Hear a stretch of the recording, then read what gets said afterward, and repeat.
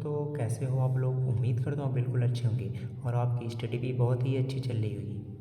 हम यहाँ पे क्लास 9th का जो साइंस है, साइंस में जो आपका चैप्टर है मैटर इन आवर सराउंडिंग, ठीक है, उसके बारे में हम पढ़ रहे हैं। ये हमारा दूसरा लेक्चर है। हम अपने पहले लेक्चर में जो सब्जेक्ट टॉपिक्स है, जैसे कि इंट्रोडक्शन पढ़ा था, फिर कंपोजिशन ऑफ मैटर की मैटर किस चीज़ से मिलकर बना होता है, ये हमने पढ़ा था कि matter is the made up particles, छोटे छोटे कणों से मिलकर बना होता है। एंड प्रॉपर्टीज़ ऑफ मैटर, और मैटर की क्या क्या प्रॉपर्टीज़ होती है उसके बारे में पढ़ा था। आज हम मैटर की प्रॉपर्टीज़ के ही बारे में पढ़ने वाले हैं और डिफ्यूज़न के बारे में पढ़ने वाले हैं, ठीक है। डिफ्यूज़न का हमारे लाइफ में हर जगह, हमारे आसपास हर जगह डिफ्यूज़न देखने को मिलता है, ठीक है। तो इसके हमने 5-6-7 लगभग 5-6 एग्जाम्पल लिए हैं, ठीक है। तो यहाँ पे मैं बहुत ही अच्छे तरीके से आपको डिफ्यूज़न समझाने वाला हूँ, ठीक है। चलिए स्टार्ट करते हैं, ठीक है। देखिए मैटर की एक प्रॉपर्टीज़ देखिए, particles of the matter attract each other, यानी कि जो मैटर के पार्टिकल्स हैं वो क्या करते हैं, एक दूसरे को अट्रैक्ट करते हैं। और ये जो फोर्स ऑफ अट्रैक्शन है, ये मटेरियल टू मटेरियल क्या होता है, चेंज होता रहता है, ठीक है। जैसे कि अगर मैं एक कागज़ का टुकड़ा लेता हूँ, तो कागज़ के टुकड़ा को अगर मैं फाड़ूँ तो आराम से वो क्या करता है, फट जाता है। क्यों फट जाता है, क्योंकि उसके जो पार्टिकल्स हैं वो क्या है, बहुत ही वीक फोर्सेस द्वारा, एक तरह के वीक नहीं, मतलब कि बहुत ही कम अट्रैक्टिव फोर्स द्वारा क्या हुए, एक दूसरे से जुड़े हुए हैं। उसके कंपेरिजन में अगर मैं इस पेन को तोड़ना चाहूँ तो ये नहीं टूटेंगे, क्योंकि इसके जो पार्टिकल्स हैं ये काफ़ी ज़्यादा अट्रैक्टिव फोर्स, जो फोर्स ऑफ अट्रैक्शन इनके बीच है वो काफ़ी ज़्यादा है, ठीक है। इसी तरह अगर मैं लेता हूँ मैच स्टिक लेता हूँ, अगर एक माचिस की तीली लेता हूँ फिर उसको तोड़ता तो आराम से टूट जाता है। उसकी जगह पे अगर मैं आयरन की नेल्स लेता हूँ, ठीक है, आयरन की नेल लेता हूँ तो उसको मैं अगर तोड़ूँ तो वो नहीं टूटते, क्योंकि उसके अंदर फोर्स ऑफ अट्रैक्शन बहुत ही ज़्यादा होता है, ठीक है। अब इस फोर्स ऑफ अट्रैक्शन को आप क्लास 9th में ना, ये क्लास 9th के जो आपका चैप्टर है ग्रेविटेशनल, उसमें आप पढ़ेंगे कि दो मासेस के बीच में एक ग्रेविटेशनल फोर्स जो लगता है, ठीक है। तो ये जो नेल्स के पार्टिकल्स हैं वो भी तो छोटे छोटे मेटल्स हैं, छोटे छोटे मास हैं। अब छोटे छोटे मास है तो उनके बीच में तो फोर्स ऑफ अट्रैक्शन है, तो उनके जो बीच जो फोर्स ऑफ अट्रैक्शन है वो बहुत ही ज़बरदस्त होता है, काफ़ी स्ट्रॉन्ग फोर्स ऑफ अट्रैक्शन है एज़ कम्पेयर टू कागज़। और छोटी छोटी जो चीज़ें आराम से क्या हो जाती है, टूट जाती हैं, ठीक है। तो वो सब चीज़ें हमें यहाँ पे लिखा हूँ, ठीक है। बस आप अपने कॉपी पे ऐसे ही नोट्स तैयार कर लीजिएगा, ठीक है। चलिए अब हम पढ़ते हैं अपने सबसे बेस्ट टॉपिक पे, जिसका नाम है डिफ्यूज़न, ठीक है। तो डिफ्यूज़न क्या होता है, देखिए सिंपल भाषा में बोलो तो डिफ्यूज़न जो होता है इंटरमिक्सिंग होता है। इंटरमिक्सिंग का मतलब कि एक पदार्थ का दूसरे पदार्थ में मिक्स हो जाना क्या कहलाता है, डिफ्यूज़न कहलाता है। तो a mixing and the spreading out a substance with another substance due to the moment या motion of the its particle is called the diffusion. ये डिफ्यूज़न किस कारण होता है, पार्टिकल के मोशन के कारण। जैसे कि अगर मैं एग्जांपल लेना चाहूँ तो अगर मैं एक परफ्यूम लेता हूँ, परफ्यूम को अपने किसी रूम के कॉर्नर पे अगर उसका ढक्कन खोलता हूँ, ढक्कन यानी कि उसका कैप अगर खोलता हूँ, तो उससे क्या होता है, परफ्यूम क्या होता है, पूरे हवा में क्या होता है, फैल जाता है। तो वहाँ पे क्या होता है कि जब आप परफ्यूम का जब कैप आप हटाते हैं तो वो जो लिक्विड स्टेट में रहता है वो क्या करता है, टेम्परेचर की वजह से इवेपोरेट हो जाता है, ठीक है। अब इवेपोरेट होने के कारण वो क्या करता है, इवेपोरेट होता है, तो उसके बाद इवेपोरेट हो जाता है, जिसके कारण वो क्या करता है, गैसों में पूरा फैल जाता है। क्योंकि आपको पता है कि गैस जो इवेपोरेट हुआ है उसके पास काइनेटिक एनर्जी ज़्यादा है, परफ्यूम के पास। वो क्या करता है, बहुत ही अच्छे तरीके से पूरे एयर में क्या होता है, फैल जाता है।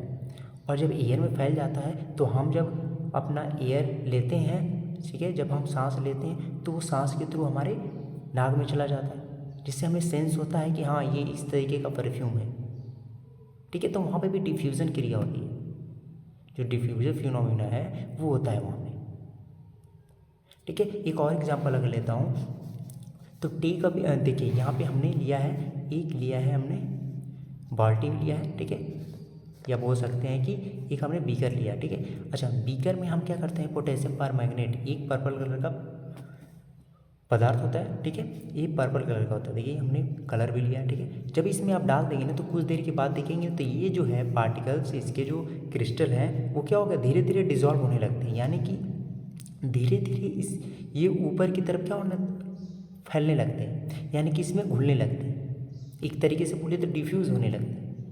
तो एक समय के बाद फिर देखेंगे तो ये पूरा जो आपका पानी है वो पूरी तरह से क्या हो जाएगा, पोटेशियम परमैंगनेट के कलर में क्या हो जाएगा, घुल जाएगा, मतलब कि पूरा पर्पल कलर का हो जाएगा। तो यहाँ पे डिफ्यूज़न क्रिया होती है। ठीक है, अभी जल्दी आपने देखा होगा कि होली बीती है, होली में आपने देखा होगा कि पानी की बाल्टी में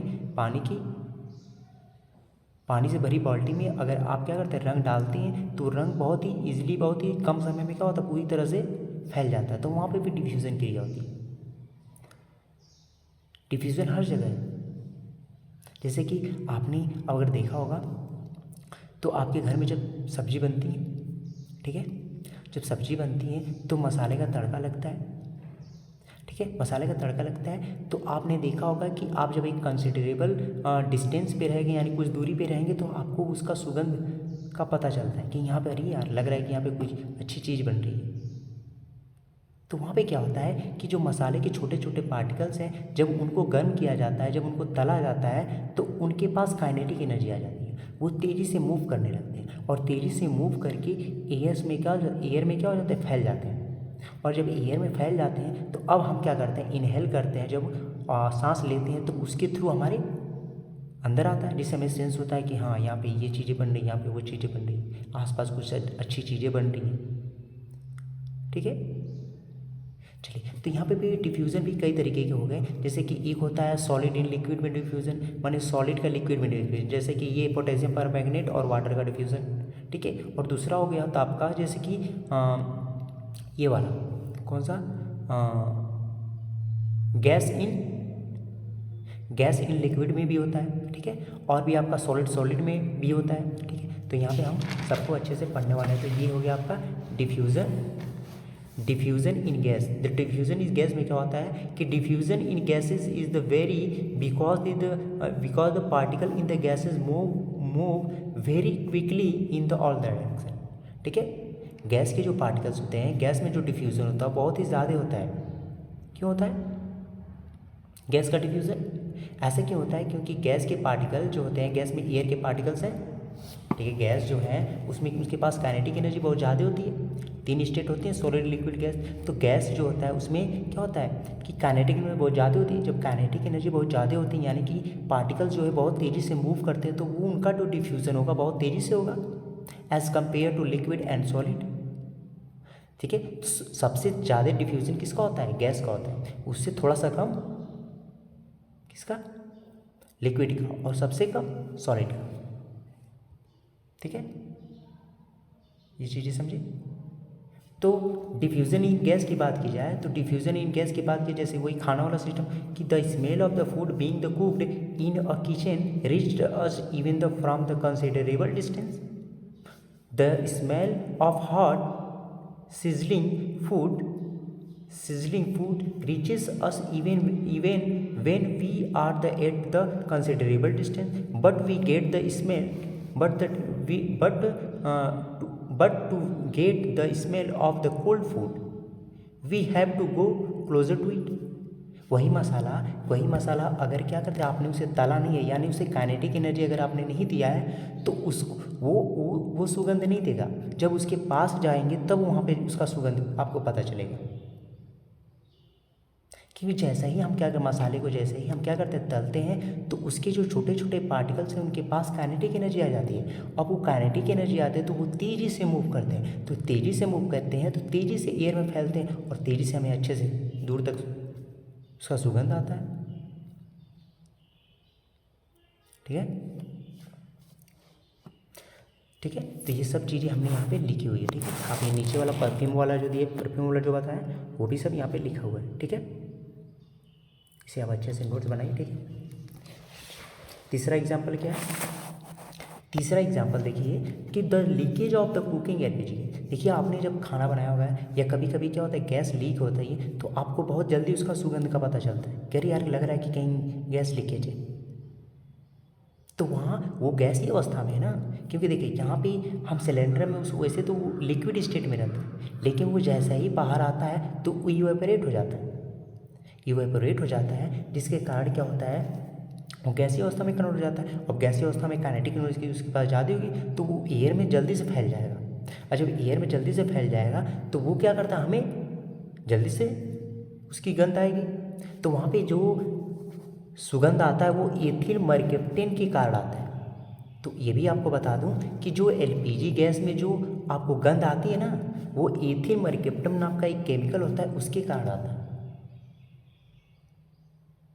ठीक है, तो सब हमने यहाँ पे अच्छे से लिखा हुआ है। ठीक है, अच्छा, डिफ्यूजन इन लिक्विड की बात करते हैं। Diffusion in liquid as slower than that in gas, जो हमने बताया है।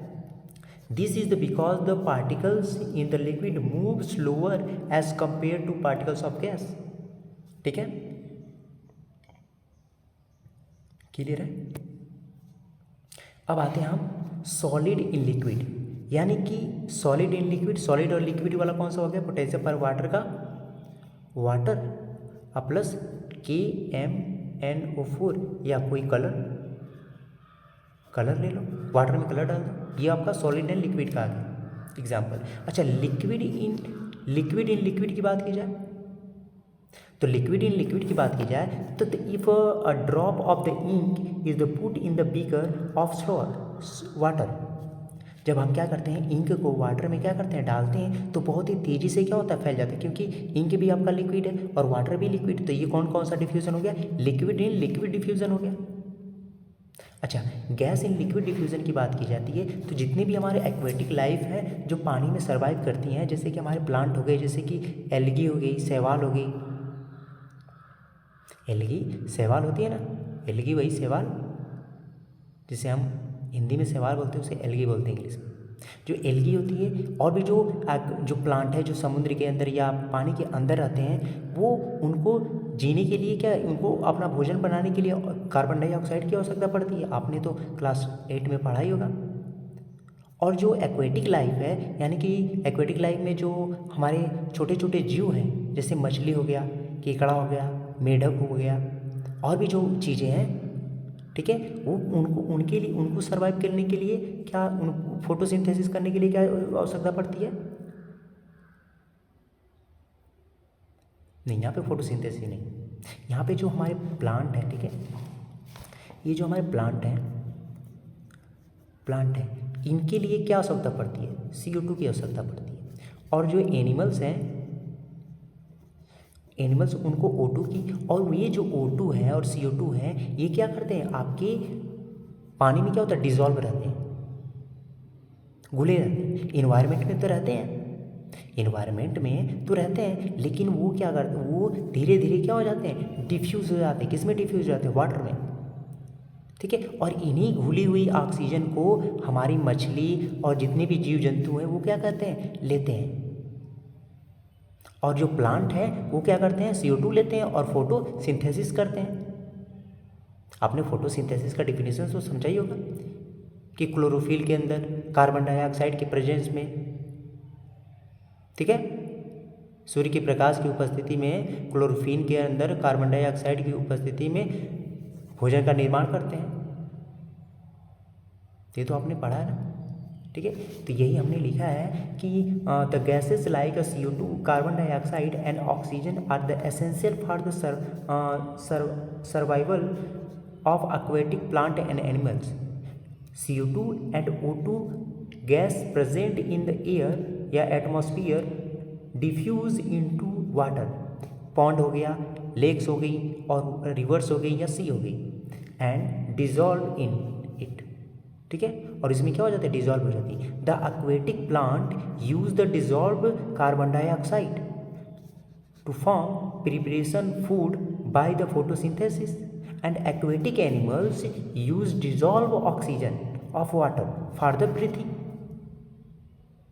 सांस लेने के लिए वो क्या करते हैं, ऑक्सीजन लेते हैं। और वो क्या करते हैं, जो प्लांट होते हैं, वो प्लांट जो है वो क्या लेके कार्बन डाइऑक्साइड लेते हैं और फोटोसिंथेसिस करते हैं, ठीक है, क्लियर है। चलिए अब हम अपने आगे आते हैं, ठीक है, आगे बढ़ते हैं। ये चीज़ें समझ में आई आपको, ठीक है। अच्छा, डिफ्यूज इन सॉलिड की बात की जाए तो diffusion in solid is the very very slow process बहुत ही स्लो प्रोसेस है, ये कई साल तक करेंगे ना। जैसे कि होता है ना कि आप मेटल्स, दो मेटल्स को क्या करें, आपस में खूब अच्छे से ऐसे ऐसे चिपका के, आपस में चिपका के ना, उसे अगर लंबे समय तक बिना डिस्टर्ब किए अगर रख देंगे ना 1-2 साल, तो वो क्या हो जाता है, धीरे धीरे वो एक दूसरे में डिफ्यूज़ हो जाता है। एक मेटल दूसरे मेटल में डिफ्यूज़, यानी कि वो दूसरी परमानेंटली चिपक जाते हैं, उन्हें वेल्डिंग की आवश्यकता नहीं पड़ती है, क्योंकि इसके पार्टिकल देखिए, जैसे कि ये एक मेटल से, ठीक है, ये हमारा मान लेते हैं कॉपर है, और ये हमारा आयरन है, ये हमारा आयरन है। तो लंबे समय तक इन्हें जब बाइंड करके रख दिया जाता है ना, तो ये क्या हो जाते हैं, ज्वाइंट हो जाते हैं, ज्वाइंट हो जाते हैं धीरे धीरे। धीरे धीरे ज्वाइंट का मतलब है कि कापर का मेटल्स या तो इसमें डिफ्यूज हो जाएगा, या आयरन का मेटल इसमें डिफ्यूज हो जाएगा, यानी एक दूसरे में क्या हो जाते हैं, एक दूसरे में क्या हो जाते हैं, एक तरीके से बोलिए कि एक दूसरे में घुल जाते हैं, समझे, इंटरमिक्सिंग हो जाते हैं, माने मिक्स हो जाते हैं। मिक्स हो जाने का मतलब एक दूसरे से एकदम बिल्कुल अच्छे तरीके से चिपक जाते हैं। इसी तरह अगर आप क्या करेंगे ना, ये आपका जो ब्लैक बोर्ड होता है, ब्लैक बोर्ड पे जिसपे हम चाक लेते हैं ना, खड़िया आपने देखा होगा, लंबी लंबी खड़िया, जब उस खड़िए को क्या करते हैं, लिख देते हैं उस पर कुछ चीज़, कुछ जब मार्कर से जब उस पर ब्लैक बोर्ड पे आप खड़ी से लिख देते हैं, तो आप ना अगर 5-10 दिन उसे छोड़ देंगे ना, तो अगर आप उसे फिर से चाहेंगे कि उसे साफ़ करें तो वो साफ़ नहीं होता है, क्योंकि ब्लैक बोर्ड में जो चाक होता है ना वो डिफ्यूज़ हो जाता है, उसके अंदर पेनिट्रेट कर जाता है, समझ रहे हो। तो अब अंदर पेनिट्रेट कर जाएगा, तो आप उसे ऐसे साफ़ करेंगे तो साफ़ नहीं होगा, ठीक है। तो ये सब चीज़ें हमने यहाँ पे लिखी है कि if we are write the somethings of a black board and leave it the unclear for a considerable period of time, जैसे कि कह सकते हैं कि 10 से 15 दिन, we will be find that it becomes quite difficult to clean the black board, हमें बहुत ही डिफ़िकल्टी हो जाती है उसे साफ करने में। Afterward then this is due to the fact some of the properties of chalk have diffuse into the surface of the black board,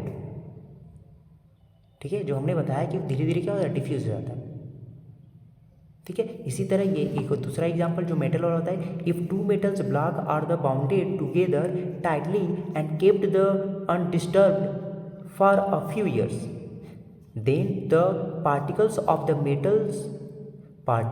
of one metals are found to have diffused into other metal।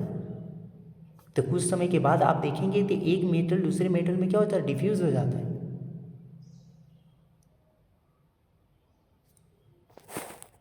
ठीक है। अच्छा, यहाँ पे हमने कुछ note point लिखा है, ठीक है। देखिए नोट पॉइंट है कि gases diffuse very rapidly the rate of the diffusion of gas varies inversely as the square root of its density, यानी कि गैस की जितनी ज़्यादा, जो गैस की डेंसिटी जितनी ज़्यादा होती है, देखिए ये इन्वर्सली प्रोपोर्शनल है। इन्वर्सली प्रोपोर्शनल का मतलब है कि ऐसे देखिए, जैसे कि ए है, ए जो है ए इन्वर्सली प्रोपोर्शनल टू बी है, यानी कि अगर ये नीचे का है, अगर बी बढ़ाएंगे हमने, अगर बी को बढ़ाएंगे तो ये ऑटोमेटिकली घटेगा ना, तो ये जो डेंसिटी के स्क्वायर रूट के इन्वर्सली प्रोपोर्शनल होता है, यानी कि अगर डेंसिटी जितनी जिस गैस की डेंसिटी जितनी ज़्यादा होगी उसका डिफ्यूज़न रेट उतना ही कम होगा, यानी कि वो जब बहुत ही कम डिफ्यूज़ होगी, माने कि उसका स्प्रेड जो होगा बहुत ही कम होगा, क्योंकि नीचे की चीज़ें ये जब बढ़ाएंगे, यानी कि देखिए अगर 1/2 रखते हैं, 1/3 रखते हैं, 1/4 रखते हैं, तो बताइए इसमें से कौन बड़ा है, तो ये बड़ा है और ये छोटे हैं, तो जितना ही ये नीचे की संख्या बढ़ती जाएगी उतना ही तो हमारी जो वैल्यू आएगी वो छोटी आएगी ना। तो इसी तरह अगर डेंसिटी जितनी ही ज़्यादा होगी उतना ही क्या होगा, डिफ्यूज़न ऑफ गैस क्या होगा, उतना ही कम होगा। क्लियर है। ये सब चीज़ें ये एग्ज़ाम पॉइंट ऑफ व्यू से, मतलब अगर कॉम्पिटिटिव एग्ज़ाम के से बहुत ही इंपॉर्टेंट है, सभी इंपॉर्टेंट है। क्लियर है, क्लियर भाई।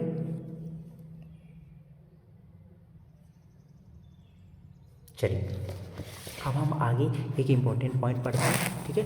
देखिए द फोर्स ऑफ अट्रैक्शन, इसे कोहेजन बोला जाता है। there is the some force of attraction between the particles of the matter which hold them together. Therefore the attraction between the particles of the same substance is known as the force of attraction या cohesion. Same पदार्थों के बीच में जो force of attraction होता है उसे cohesion बोला जाता है. The force of attraction maximum in the particles of the solid. ठीक है, सॉलिड की हमने बताया था पहले ही, अभी बताया था आपको प्रॉपर्टीज़ में कि जो सॉलिड के बीच सॉलिड जो होते हैं, सॉलिड के बीच में सॉलिड जो होते हैं, सॉलिड के बीच में जो फोर्स ऑफ अट्रैक्शन है वो बहुत ही ज़्यादा होता है.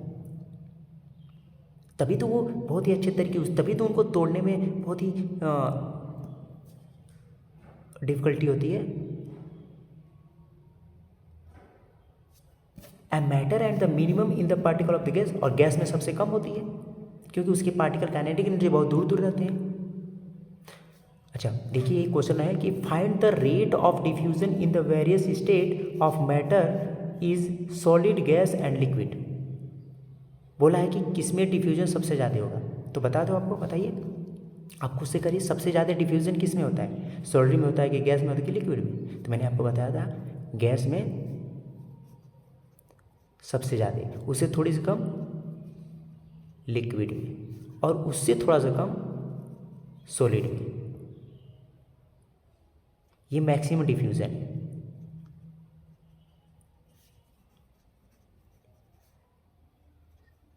ठीक है, और ये सबसे मिनिमम.